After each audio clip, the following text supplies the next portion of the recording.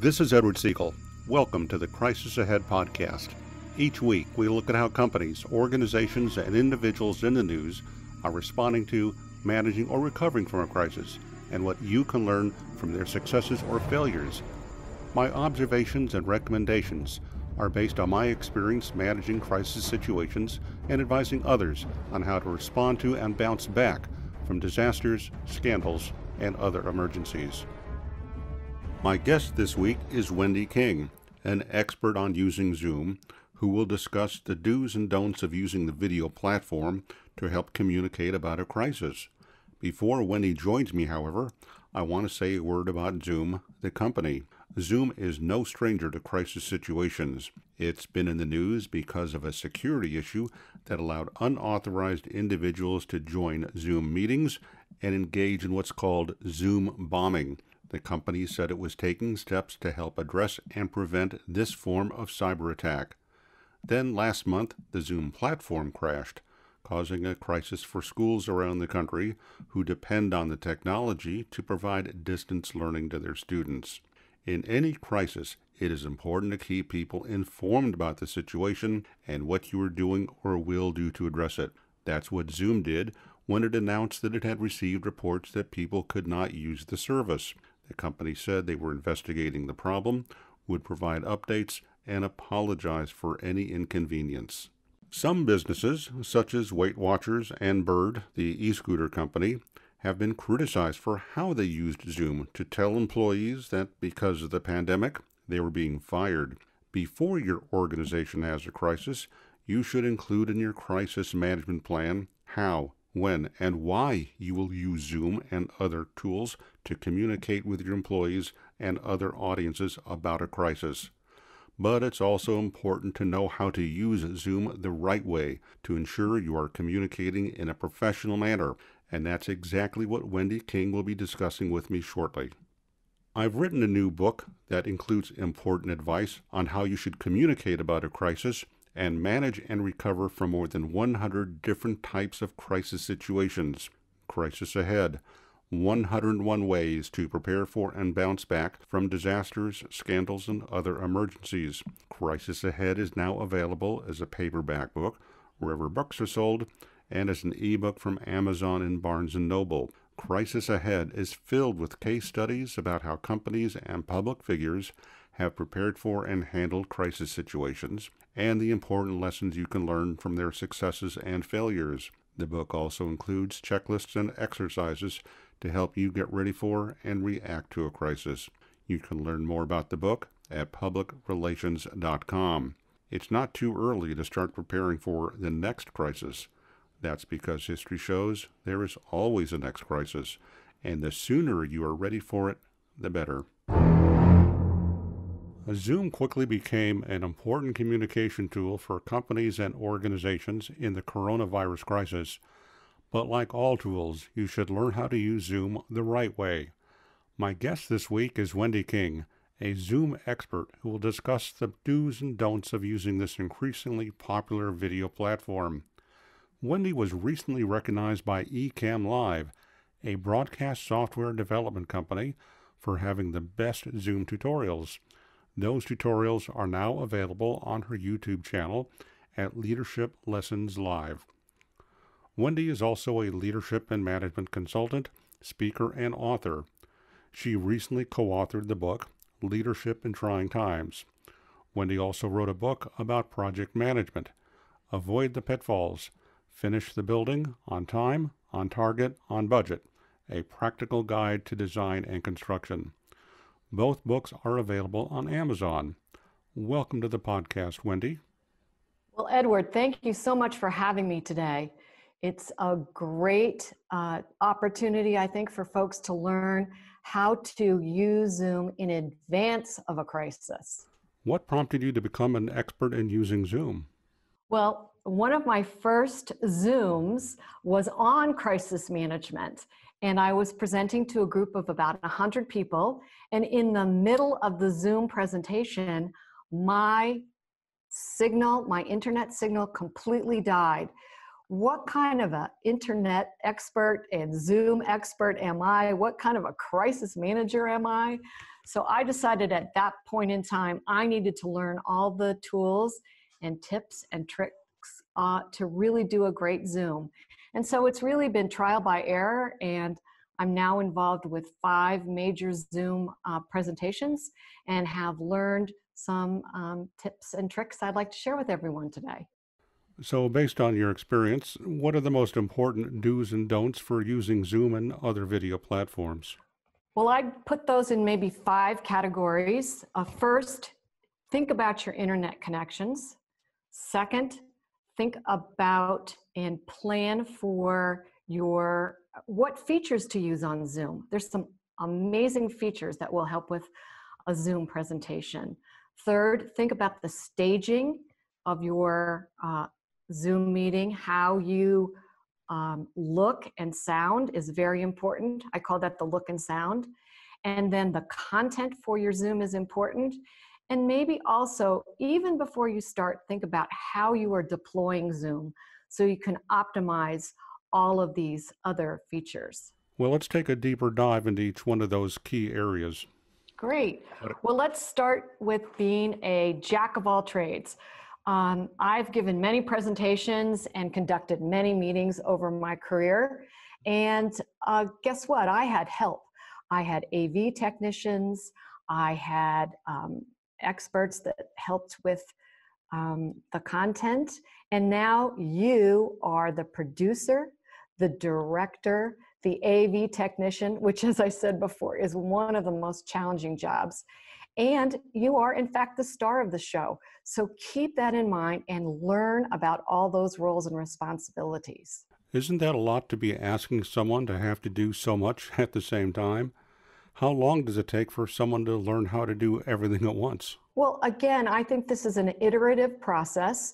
And as you Zoom, if you take at least a half an hour in advance of every Zoom meeting that you're going to have just to plan, like you would if you were going to give a speech or a presentation. So just set aside that half an hour on top of your Zoom meeting, and really it makes a huge difference. What's next after they master that?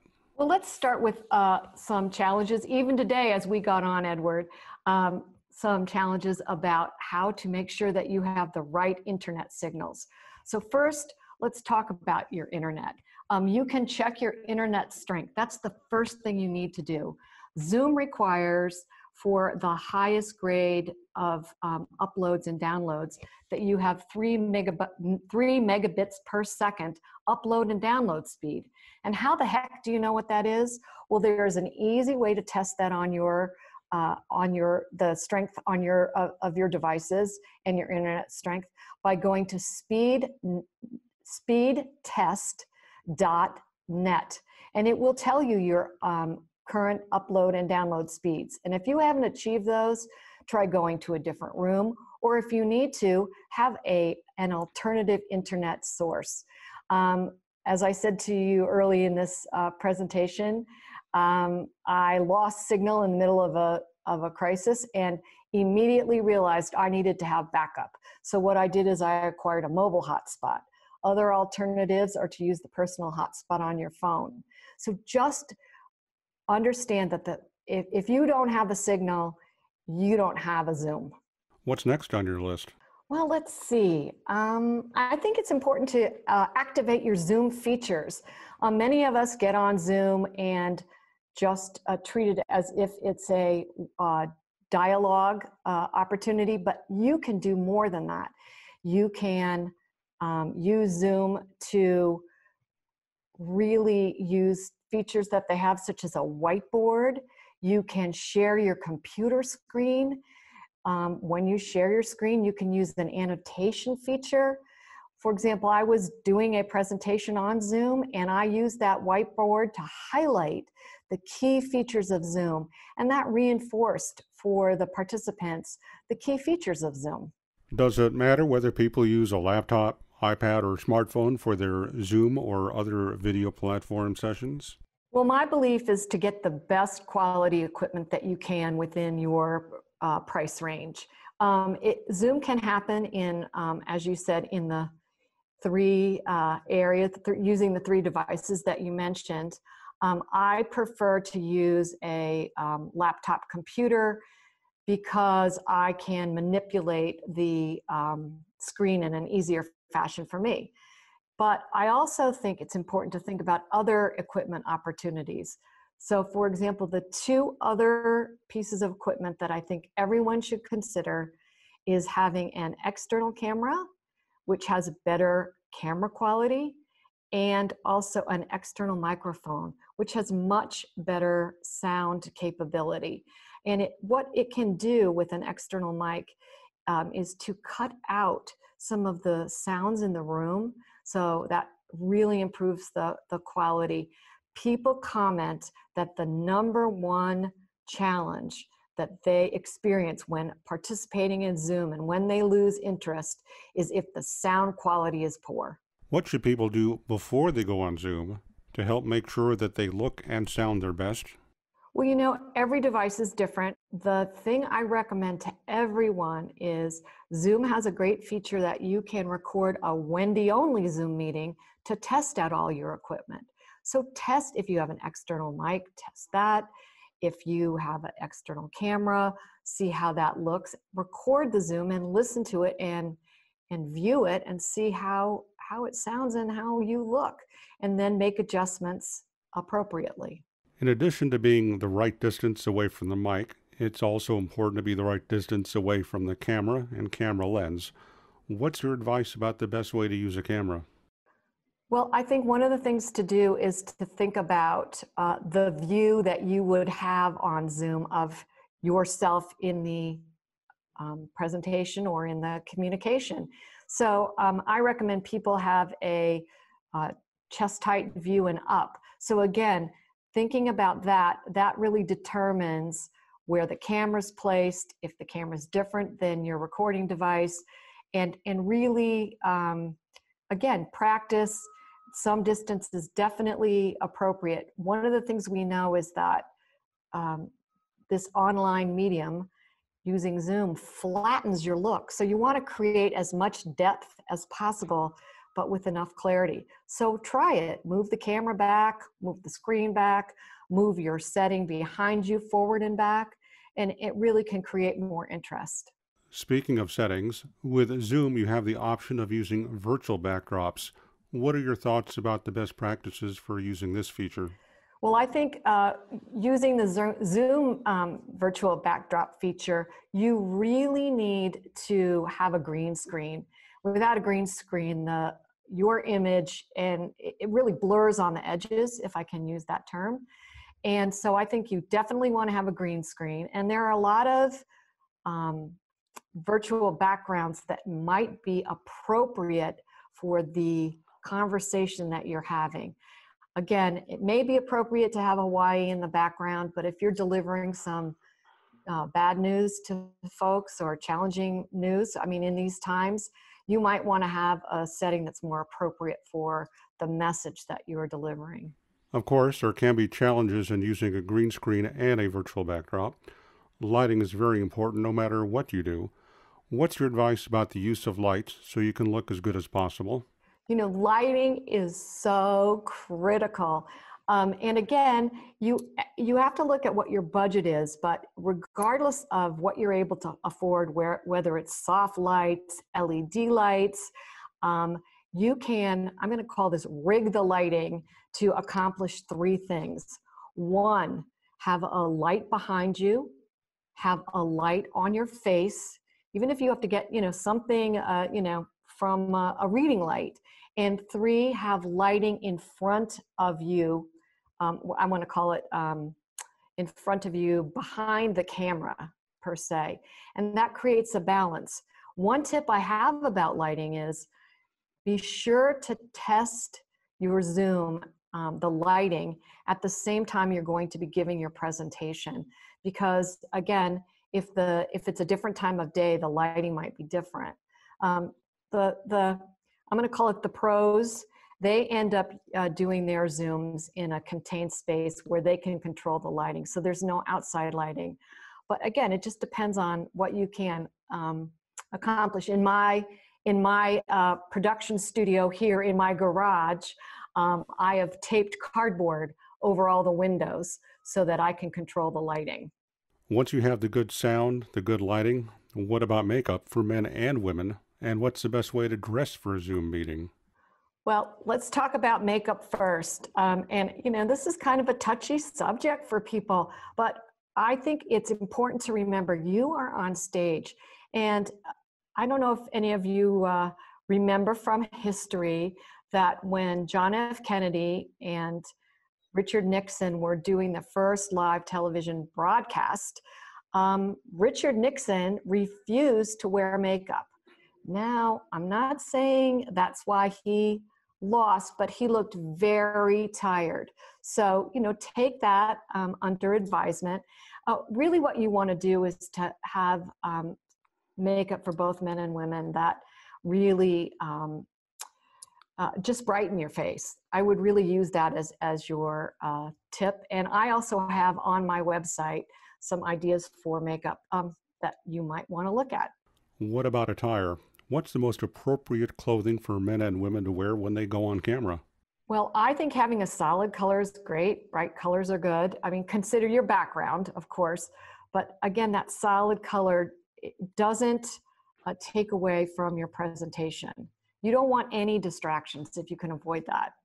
And in terms of background, I think having a neutral background is great, as monotone as you can. But again, everyone needs to have some expression of their personality and or what is appropriate for the topic that they're speaking on.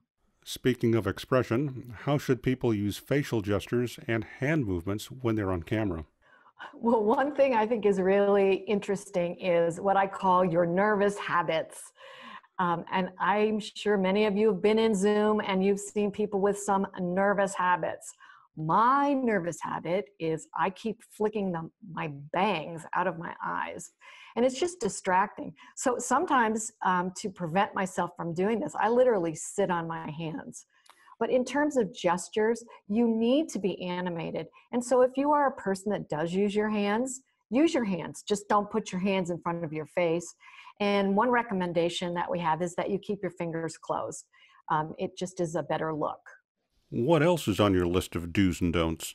Well, I think one of the things you need to do along the lines of having a good look and sound is to accentuate what you want to say. So punch your keywords, maybe raise your voice a little bit.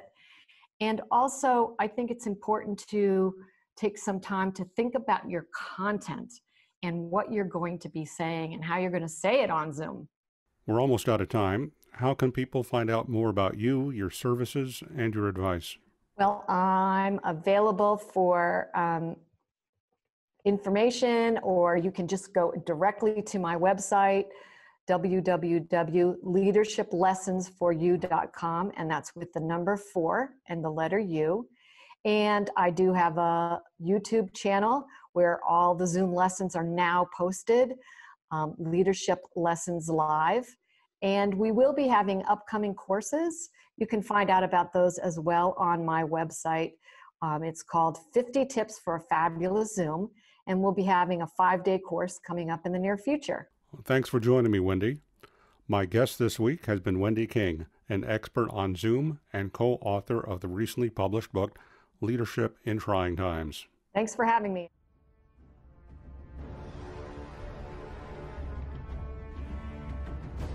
Thanks for joining me for this episode of the Crisis Ahead podcast. Remember, it's not a matter of if companies and organizations will have a crisis, but when.